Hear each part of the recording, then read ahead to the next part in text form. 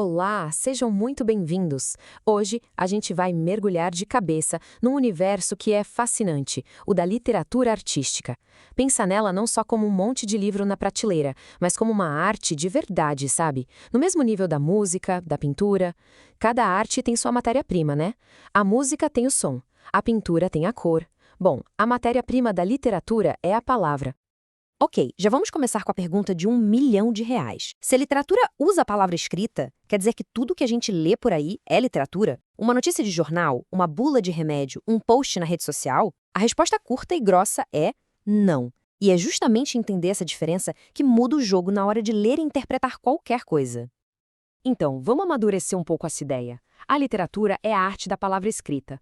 É a capacidade de pegar algo tão comum do nosso dia a dia, as palavras, e construir algo que nos emociona, que nos faz refletir. É como um músico que organiza notas e silêncios para criar uma sinfonia, sabe? E isso leva a gente para uma separação que é, olha, essencial. A gente pode pensar que existem dois grandes mundos de textos. De um lado, o literário.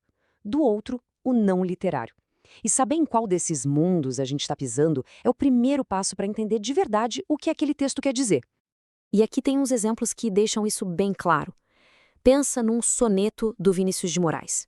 Isso é literatura pura.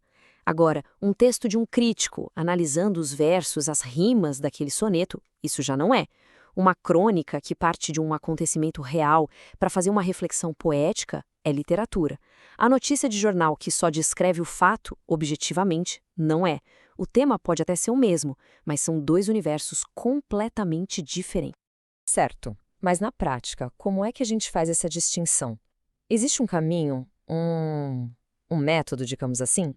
Eu gosto de pensar que são como três chaves. Se a gente usar essas três chaves, a gente consegue abrir a porta e entender o que faz um texto ser literário de verdade. E aqui estão elas. As nossas três chaves são a ficção, a polissemia, que é uma palavra chique para múltiplos sentidos, e o trabalho artístico com a linguagem. Vamos dar uma olhada em cada uma delas para ver como juntas elas definem o que é a literatura. Vamos começar pela primeira chave, a ficção. O texto literário é, antes de tudo, uma invenção, uma criação. Ele não tem aquela obrigação de ser fiel à realidade, aos fatos. É um universo que o artista constrói com total liberdade. Para isso ficar bem concreto, vamos imaginar uma situação. Um deslizamento de terra. O jornalista que vai cobrir esse fato, ele precisa ser preciso, né? Onde foi, que horas, quantas vítimas. O compromisso dele é com a verdade dos fatos. Já um cronista, escrevendo sobre a mesma tragédia, ele pode criar personagens, imaginar diálogos, focar nas emoções. A nossa expectativa ao ler cada um é outra. De um, a gente espera informação, do outro, uma visão artística da realidade. Agora, a nossa segunda chave, polissemia. Esse nome pode parecer meio complicado, mas a ideia por trás é bem simples. Significa que um texto literário é feito para ser aberto, para ter várias interpretações possíveis. Ele não tem um significado único e fechado. E o mais legal disso é que o sentido não está só no texto, esperando ser decifrado. Ele acontece no encontro do texto com quem está lendo. As nossas experiências, o nosso humor no dia, tudo isso molda o que a gente tira daquela leitura. É uma via de mão dupla. E a gente vive isso o tempo todo, né? Quem nunca amou um filme e ficou chocado ao ver que um amigo odiou? Ou escutou uma música num dia triste e ela pareceu dizer uma coisa e num dia feliz outra completamente diferente. Isso é a polissemia em ação. A boa arte e a literatura inclusa sempre tem algo novo para nos dizer a cada vez que a gente volta para ela. E chegamos à nossa terceira e última chave, a linguagem artística. Aqui, o foco não é só o que é dito, mas principalmente como é dito. No texto literário, existe um cuidado, um trabalho intenso com a escolha das palavras, com o ritmo, com o som, vai muito além de só passar uma informação. Essa frase aqui resume tudo. A linguagem não é só um veículo, ela é parte da experiência. A ideia é provocar sensações, sentimentos, aquele prazer estético que vem de uma frase bem construída, de uma metáfora inesperada. E para conseguir isso, quem escreve tem uma verdadeira caixa de ferramentas. Brinca com os vários sentidos de uma palavra, trabalha o ritmo das frases, a sonoridade, escolhe palavras que criam imagens na nossa cabeça. É todo esse trabalho minucioso que faz o texto ser tão rico e, claro, um desafio super prazeroso de analisar. Certo.